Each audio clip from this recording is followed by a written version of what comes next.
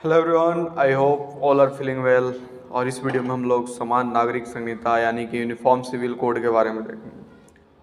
आखिर होता क्या है, क्योंकि अभी के टाइम में काफ़ी ट्रेंडिंग चल रहा है यूनिफॉर्म सिविल कोड। एक सामाजिक मामलों से संबंधित कानून होता है जो सभी पंथों के लोगों के लिए विवाह, तलाक, भरण पोषण, विरासत व बच्चा गोद लेने आदि में समान रूप से लागू होता है।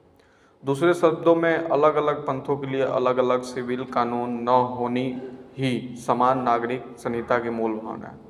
यह किसी भी पंथ जाति के सभी निजी कानूनों से ऊपर होता है। 1930 में जवाहरलाल नेहरू, हालांकि उन्होंने एक समान नागरिक संहिता का समर्थन किया, उन्हें वरिष्ठ नेता द्वारा विरोध का सामना करना पड़ा।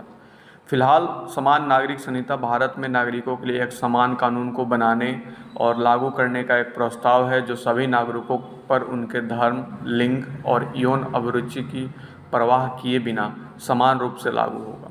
वर्तमान में विभिन्न समुदायों के व्यक्तिगत कानून उनके धार्मिक ग्रंथों द्वारा शासित होते हैं। पूरे देश में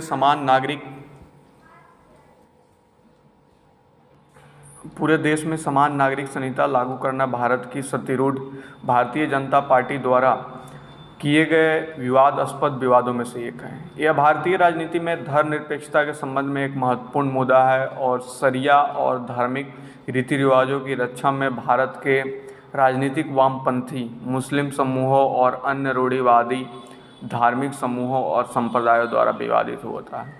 अभी व्यक्तिगत कानून सार्वजनिक कानून से अलग अलग है। इस बीच भारतीय संविधान का अनुच्छेद 25 से 28 भारतीय नागरिकों को धार्मिक स्वतंत्रता की गारंटी देता है और धार्मिक समूहों को अपने स्वयं के मामले का प्रबंधन करने की अनुमति देता है। संविधान का अनुच्छेद 44 भारतीय राज्य से अपेक्षा करता है कि वो राष्ट्रीय नीतियाँ बनाते समय सभी भारतीय नागरिकों के लिए राज्य के नीति निर्देशक तत्व और समान कानून को लागू करें।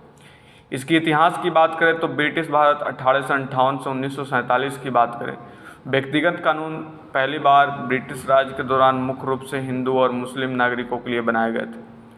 अंग्रेजों को समुदाय के नेताओं के विरोध का डर था और इसलिए वे इस घरेलू क्षेत्र में आगे हस्तक्षेप करने से बचते थे। भारतीय राज गोवा, जो उस समय पुर्तगाल के औपनिवेशिक शासन के अंतर्गत होने के कारण ब्रिटिश भारत से अलग था, वहाँ एक समान पारिवारिक कानून को बरकरार रखा गया जिसे गोवा नागरिक संहिता के रूप में जाना जाता था और इस प्रकार यह आज तक समान नागरिक संहिता वाला भारत का एकमात्र राज्य है। भारत की आज़ादी के बाद हिंदू कोड बिल पेश किया गया जिसने हिंदू, बौद्ध, हिंदू, जैन और सिख जैसे भारतीय धर्मों के विभिन्न संप्रदायों में बड़े पैमाने पर व्यक्तिगत कानूनों को संहिताबद्ध किया। वो उनमें सुधार भी किया, लेकिन उसने इकाइयों, यहूदियों, मुसलमानों और पारसियों को छूट दी जिन्हें हिंदुओं से अलग समुदायों के रूप में पहचाना गया। प्रक्रिया की शुरुआत 1882 के हेस्टिंग्स योजना से हुई और अंततः शरीयत कानून के लागू होने से हुआ। हालांकि समान नागरिक कानून उस वक्त कमज़ोर पड़ने लगा जब तथाकथित सेल्यूकरों ने मुस्लिम तलाक और विवाह कानून से लागू कर दिया। 1929 में जमीयत उल उलमा ने बाल विवाह रोकने मुसलमानों को अवज्ञा आंदोलन में शामिल होने की अपील की। इस बड़े अवज्ञा आंदोलन का अंत उस समझौते के बाद हुआ जिसके तहत मुस्लिम जजों को मुस्लिम शादियों को तोड़ने की अनुमति दी गई। स्वतंत्रता पश्चात की बात करें तो 1993 में महिलाओं के विरुद्ध होने वाले भेदभाव को दूर करने के लिए बड़े कानून में औपनिवेशिक काल के कानूनों में संशोधन किया गया।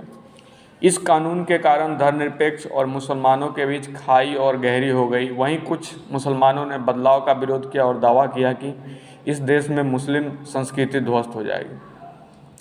भारतीय संविधान और समान नागरिक संहिता की बात करें, अगर मैं व्यक्तिगत रूप से समझ नहीं पा रहा हूं कि किसी धर्म, मजहब को यह विशाल व्यापक क्षेत्र अधिकार क्यों दिया जा रहा है। ऐसे में तो धर्म, जो भीमराव अंबेडकर की बात कही गई है उसको बता रहे हैं, ऐसे में तो धर्म जीवन के प्रत्यक्ष पक्ष पर हस्तक्षेप करेगा और विधायिका को उस क्षेत्र पर अतिक्रमण से रोकेगा। यह स्वतंत्र हमें क्या करने के लिए मिली है? हमारी सामाजिक व्यवस्था असमानता, भेदभाव, अन्य चीज़ों से भरी है। यह स्वतंत्रता हमें इसलिए मिली है कि हम इस सामाजिक व्यवस्था में जहां हमारे मौलिक अधिकारों के साथ विरोध हो वहां पर सुधार कर सकें। समान नागरिक संहिता का उल्लेख भारतीय संविधान के भाग 4 के अनुच्छेद 44 में है। इस नीति निर्देश किया गया है कि समान नागरिक कानून लागू करना हमारा लक्ष्य होगा। सर्वोच्च न्यायालय भी कई बार समान नागरिक संहिता लागू करने की दिशा में केंद्र सरकार के विचार जानने की पहल कर चुका है। भारतीय संविधान की प्रस्तावना में 42वें संशोधन के माध्यम से धर्मनिरपेक्षता शब्द को प्रविष्ट किया गया है। इससे यह स्पष्ट होता है कि भारतीय संविधान का उद्देश्य भारत के समस्त नागरिकों के साथ धार्मिक आधार पर किसी भेदभाव को समाप्त करता है। लेकिन वर्तमान समय तक समान नागरिकता संहिता के लागू न होने पाने के कारण भारत में एक बड़ा वर्ग अभी भी धार्मिक कानूनों की वजह से अपने अधिकारों से वंचित है।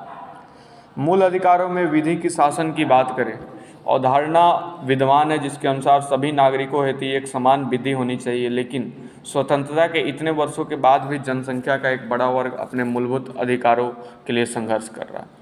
इस प्रकार समान नागरिक संहिता का लागू न होना एक प्रकार से विधि एवं शासन की संविधान की प्रस्तावना का उल्लंघन है।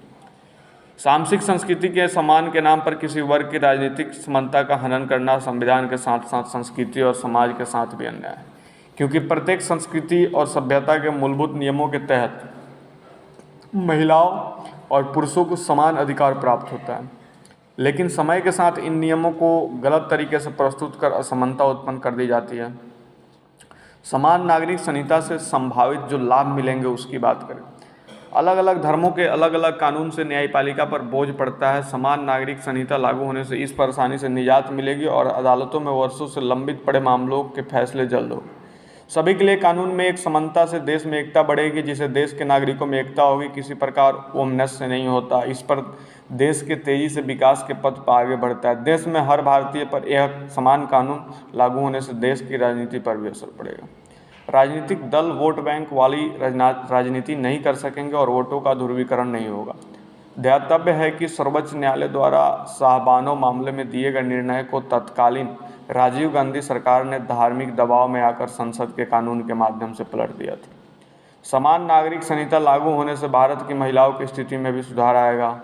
अभी तो कुछ धर्मों के पर्सनल लॉ में महिलाओं के अधिकार सीमित है। इतना ही नहीं, महिलाओं का अपने पिता की संपत्ति पर अधिकार, गोद लेने जैसे मामले में भी एक समान नियम लागू होंगे।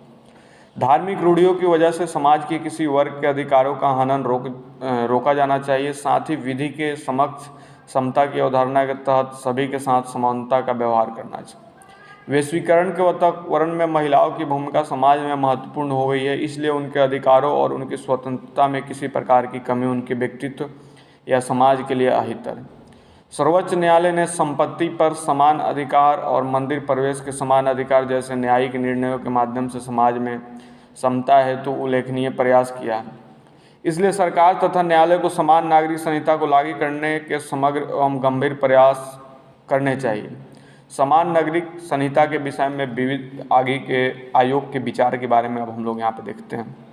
विधि और न्याय मंत्रालय द्वारा वर्ष 2016 में समान नागरिक संहिता से संबंधित मुद्दों के समग्र अध्यक्ष हेतु एक विधि आयोग का गठन किया गया। विधि आयोग ने कहा कि समान नागरिक संहिता का मुद्दा मूल अधिकारों के तहत अनुच्छेद 14 और 25 के बीच द्वंद्व से प्रभावित। आयोग ने भारतीय बहुलवादी संस्कृति के साथ ही महिला अधिकारों की सर्वोच्चता के मुद्दे को इंगित किया। पर्सनल लॉ बोर्ड द्वारा की जा रही कार्रवाइयों को ध्यान में रखते हुए विधि आयोग ने कहा कि महिला अधिकारियों को वरीयता देना प्रत्येक धर्म और संस्थान का कर्तव्य होना चाहिए। विधि आयोग के विचारानुसार समाज में असमानता की स्थिति उत्पन्न करने वाली समस्त रूढ़ियों की समीक्षा की जानी चाहिए।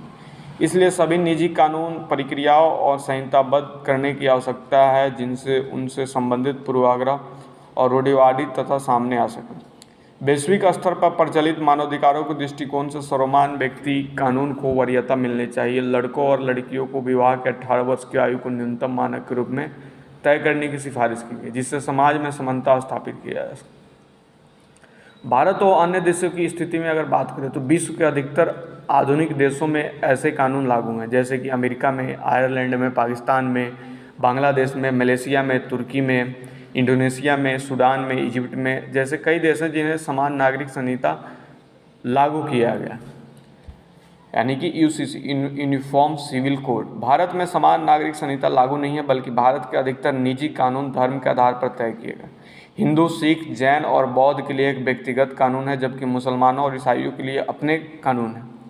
मुसलमानों का कानून शरीयत पर आधारित है। अन्य धार्मिक समुदायों के कानून भारतीय संसद के संविधान पर आधारित है।